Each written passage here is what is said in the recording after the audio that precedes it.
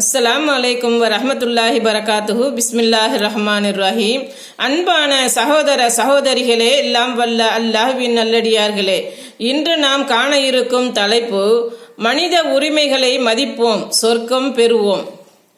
இறந்த பிறகு இறைவனிடத்தில் சுவனம் பெற வேண்டும் என்பதற்காக வாழ்க்கை முழுவதும் தொழுகையை நிறைவேற்றுகிறோம். பொருளாதாரத்தை செலவு செய்து ஹஜ் செய்கிறோம். ரமலான் மாதம் வந்துவிட்டாலே மாதம் முழுவதும் பட்டினி கிடக்கின்றோம். இப்படி நாம் பசி பட்டினியுடன் நோக்கும் நோன்பு, கஷ்டப்பட்டு செய்யும் வணக்கங்களின் முழு கூலி நமக்கு கிடைக்க வேண்டுமானால் மனிதர்களுக்கு செய்ய வேண்டிய கடமைகளில் முழு கவனம் செலுத்த வேண்டும். இல்லையேல் நாம் மனிதர்களுக்கு செய்ய வேண்டிய கடமைகளில் தவறிய காரணத்தால் அல்லது மற்ற மனிதர்களின் உரிமையை பறித்த காரணத்தினால் இந்த வணக்கங்களால் நமக்கு கிடைக்கும் அளப்பெரும் நன்மைகளை பாதிக்கப்பட்ட அவர்களுக்கு மறுமையில் அள்ளித்தர வேண்டியது இருக்கும். மனிதர்களின் உரிமைகள் மற்றும் கடமைகள் சம்பந்தமான சில நபி மொழிகளை பார்ப்போம். எனவே குர்ஆன் மற்றும் நபி மொழிகளின் அடிப்படையில் மனித உரிமைகளை தெரிந்து அவற்றை செயல்படுத்தி நாம் செய்யும் செயல்களுக்கு முழு கூலியை பெற வேண்டும். அநீதி இழப்பதை தவிர்ப்போம். அல்லாஹ்வின் தூதர் ஸல்லல்லாஹு அலைஹி வஸல்லம் அவர்கள் கூறினார்கள், நீர் வேதமுடையவர்களிடம் செல்கிறீர்.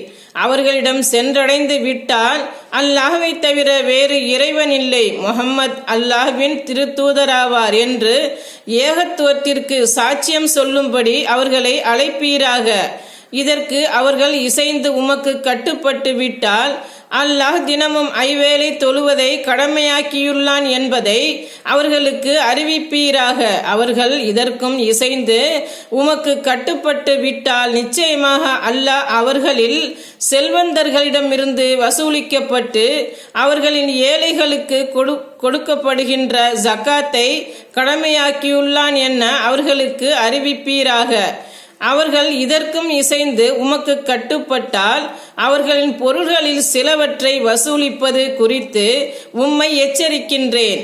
அநீதி இழைக்கப்பட்டவனின் பிரார்த்தனைக்கு பயந்து கொள்ளும், ஏனெனில் அவனுக்கும் இறைவனுக்கும் மத்தியில் எந்த திரையும் இல்லை.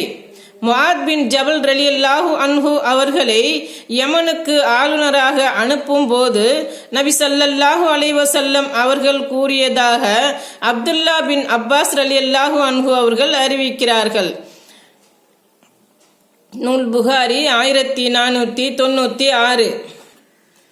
எப்படி ஒரு அடியான் இறை வணக்கத்தின் மூலம் அல்லாஹ்வை நெருங்குகிறானோ அதை போலவே பாதிக்கப்பட்ட ஒருவனின் பிரார்த்தனைக்கும் அல்லாஹ்விடம் மிக்க நெருக்கம் இருக்கின்றது என்பதை நபிகள் நாயகம் ஸல்லல்லாஹு அலைஹி வஸல்லம் அவர்கள் இந்த நபி மொழியில் சுட்டி காட்டுகிறார்கள். எனவே சொல்லாலும் செயலாலும் மற்றவர்களுக்கு அநீதி இழைக்காமல் இறைவனின் கோப பார்வையில் இருந்து தப்பிக்க முயற்சிப்போம். அஸ்ஸலாமு அலைக்கும் வரஹ்மத்துல்லாஹி பரகாத்துஹு.